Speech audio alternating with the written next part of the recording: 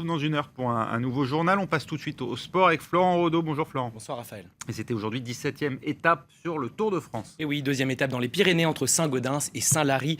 Plat d'Adet, 124 km seulement, mais 4 cols au programme pour les coureurs. 3 cols de catégorie 1 et 1 col hors catégorie pour finir. Ludovic Defoucault est notre envoyé spécial sur la route du Tour. Il vous résume cette 17e étape.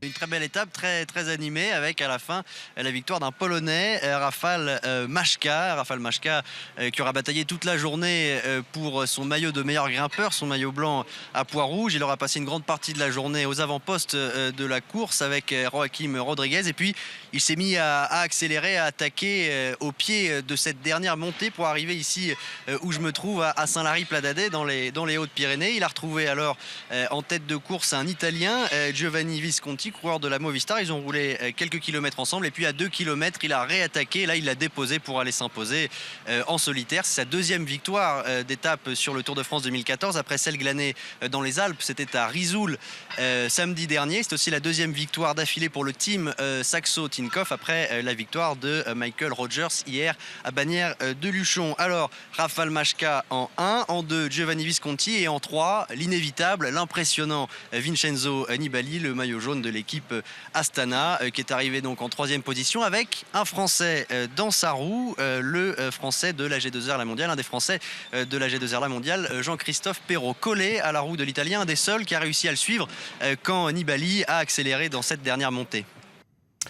Victoire donc de Rafał Majka, le Polonais sur Tinkoff Saxo. C'est sa deuxième victoire sur le Tour pour sa première participation. Donc c'est un véritable exploit. Il devance, comme vous l'a dit Ludovic, 2 Italiens sur la ligne, Visconti et Nibali. À noter la bonne forme de Jean-Christophe Perrault qui a réussi à suivre le requin de Messine dans la montagne. Ouais, ça ne change pas grand-chose au classement général. Tout à fait, Vincenzo Nibali conserve son maillot jaune de leader. Il devance toujours l'Espagnol Alejandro Valverde, mais il augmente son avance sur celui-ci. Elle est désormais de 5 minutes et 26 secondes. La victoire finale ne fait plus de doute dans ce Tour de France. Les Français sont toujours bien campés aux 3e, 4e et 5e positions.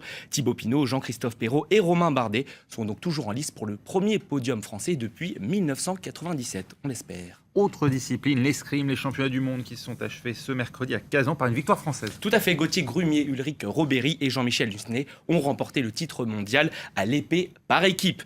Vous le voyez actuellement sur votre écran, ils ont battu la Corée du Sud, 45 touches à 39. C'est la 7e médaille glanée par les escrimeurs français durant ces championnats du monde de Kazan.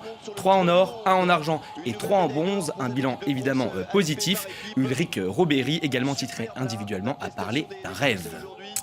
On avait parlé il y a quelques jours, les joueurs sud-américains du Shakhtar Donetsk. Plusieurs s'étaient enfuis à un moment de reprendre l'avion pour l'Ukraine. Bon, on les comprend que ça, en ce moment, c'est compliqué ça là-bas. Pas forcément très envie. En tout cas, on les a toujours pas localisés et on ne sait du coup pas quelle équipe, quelle composition va pouvoir disputer les matchs. Exactement. Et d'ailleurs, il y avait un match hier, donc on ne sait pas si ces joueurs vont revenir. Et en fait, l'UEFA avait proposé 4 stades au club, car évidemment le stade est menacé, le stade originel est menacé. L'UEFA a reçu la réponse du club et il jouera désormais à Lviv, dans l'ouest du pays. La Supercoupe d'Europe d'ailleurs avait eu lieu dans ce stade hier. Et même sans tous ces joueurs sud-américains, le Shakhtar Donetsk s'est imposé 2-0. Une situation évidemment délicate pour un club qui a tout de même remporté l'Europa League en 2009 et qui sur la scène européenne est quand même important.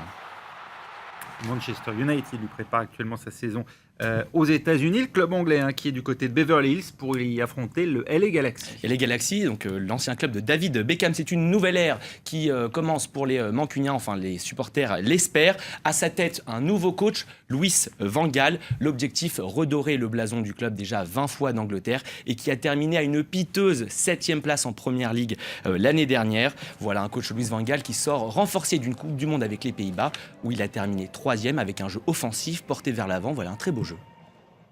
Merci Florence, c'était le journal des sports. Restez avec nous tout de suite.